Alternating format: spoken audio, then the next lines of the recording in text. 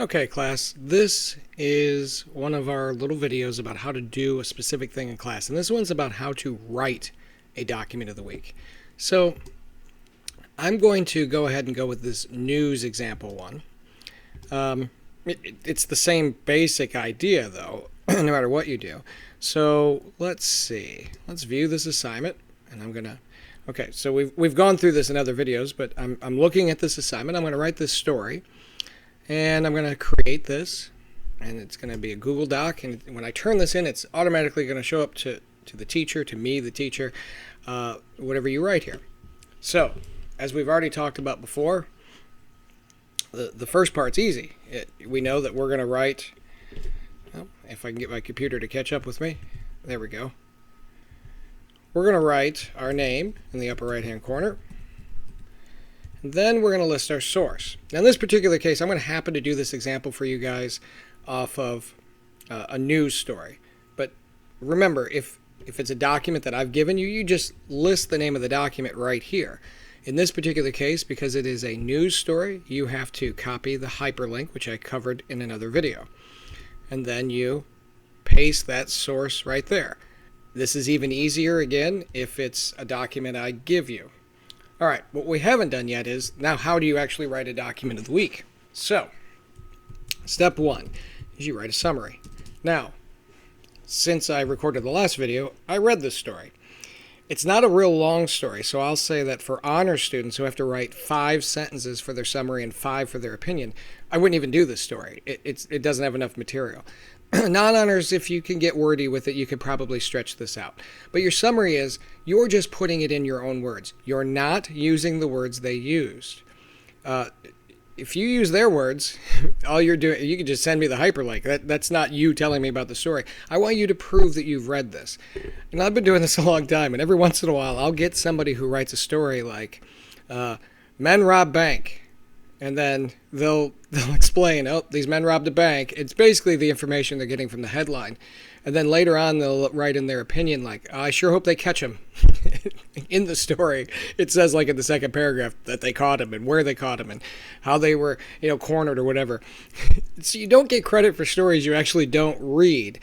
And if you ever read a story, and this happens, and this is no slight on anybody, you read a story and you just don't get it. Like it's just about something you don't understand. Listen, there's some banking stories that can be really complicated. And if you read a story that just seems to fly right over your head, hey, no big deal. Pick a different story. Because I've been doing this for a long time, and some of these stories about the Federal Reserve get pretty heavy duty, and I have to read them twice to understand them. And if I were you, I just wouldn't do that particular story unless that comes easy to you, and that's fine. So, summary. You're just putting the story in your own words. So I read this story about this Missouri doctor who loses his license for amputating toe on his front porch.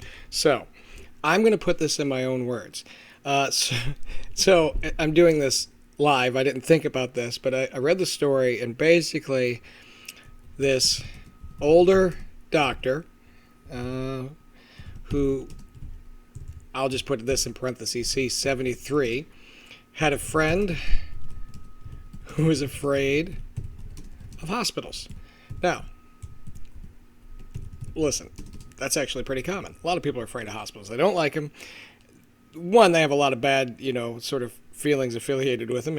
And two, listen, there's sick people at hospitals, so people are also afraid of getting things. This story is still weird, though. So this older doctor has a friend who's afraid of hospitals. He had gangrene. Boy, I do not know how to spell gangrene off the top of my head. Well, here's a trick we can use. I'm a bad speller anyway. But I can go in here and look at the story and see if he has gangrene. I believe they said he had gangrene. No running water, no restrooms. That's a nice touch. Gangrenous toe. Okay, so gangrenous toe. Yeah. That was causing him pain and suffering, and by all rights should have been amputated. Have been removed, or it could have killed him. Therefore, this doctor performed the procedure on his front porch.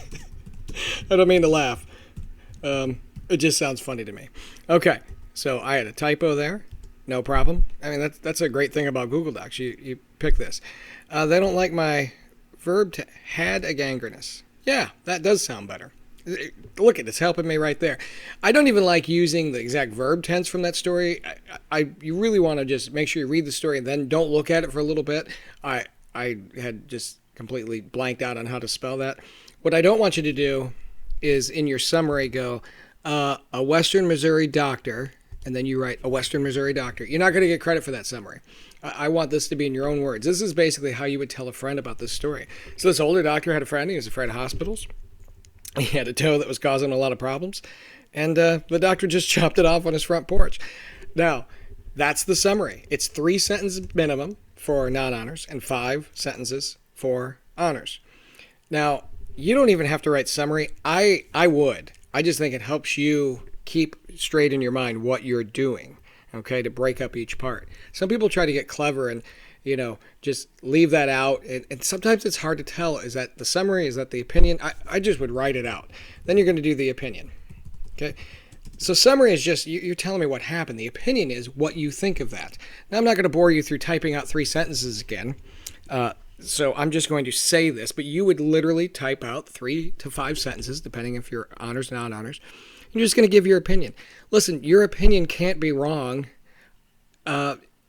if let's make sure I word this right. Your opinion cannot be wrong about how you feel about a topic. Now, there are certain things you can't say, well, I have an opinion he didn't cut off his toe. Well, that's not an opinion. That's just a denial of facts. And even the doctor's not saying that. But one person could say, I think this guy's crazy. He's chopping off toes on his front porch. That can't be good. There has to be some sort of chance of infection.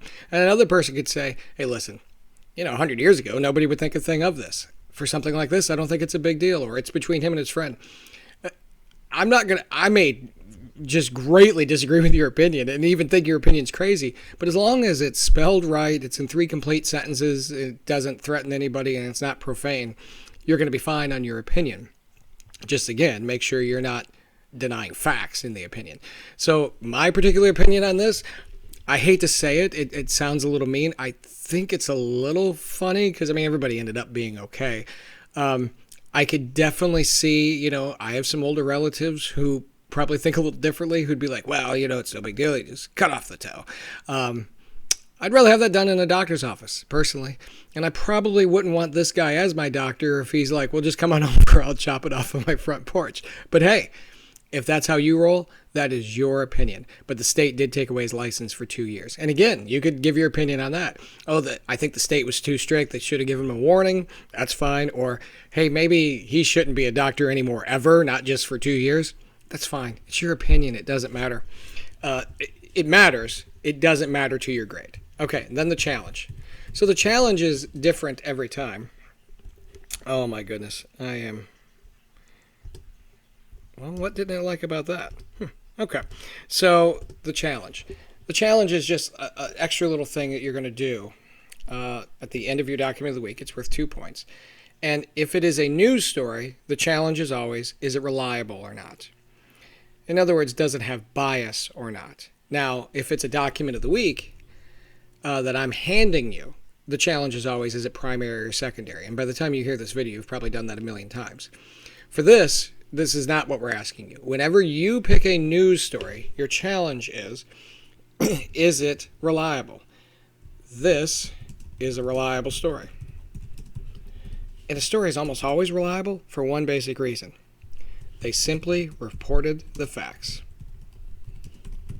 Now, if in anywhere in that story you saw something that was opinionated, and again, you'll see this, especially in political stories, you'll see opinions slide in. You'll say, this isn't quite as reliable because the writer of the story said that politician was crazy or it was dangerous or did this thing.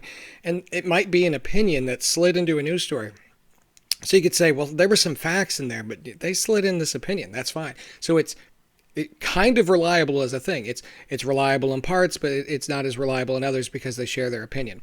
In this particular story, and a lot of these basic stories will be like this, this is a reliable story. They simply reported the facts. They didn't at any point in that article say some crazy old doctor started chopping off toes. They didn't say the greatest doctor in all of Missouri. They just reported the facts. And most stories are reliable. They simply report the facts. But they're in. Actually, I'll say this too. Some of my favorite stories about Sandusky High, I agree with, that are in the Sandusky Register, that I'll cut out and put on a bulletin board in the back where we highlight students. Some of those are not terribly reliable because it'll be a story about like how great this group is, and I totally agree. I'm like, yes, that group is great. They do this great thing. They raise money for this charity or they raise money for that charity, and whenever they say something like, let's say the Gentlemen's Club. And let's say the Gentlemen's Club does 100 service hours for the community. That part of the story is reliable, but then they might say the Gentlemen's Club is the best thing to happen to Sandusky in years. I would agree that the Gentlemen's Club is great, but it is an opinion that they're sharing, so that opinion is not as reliable, even if we agree with it. Hope that makes sense. So even if you agree with an opinion is not going to be as reliable as something that can be factually checked. Did this doctor have a license before? Yes. Was he 73? Yes. Did he live in Missouri? Yes. Did he cut off his neighbor or his friend's toe that was gangrenous? Yes. Those are all facts. Those are all just things you can check. When they start throwing in opinions, whether you agree with those opinions or not, that's when you have to say, well, it's reliable in parts, but not as reliable in others, and you just explain why. And it's just that straightforward. Again, you would actually write out the opinion there, and that's it. Then you, just like every other assignment, you turn it in, and you're done. Hope that makes sense, guys. If it doesn't, feel free to ask me a question or rewatch the video, whatever works best for you. This is what it's all about, making sure you understand how to do this stuff. All right, have a great day.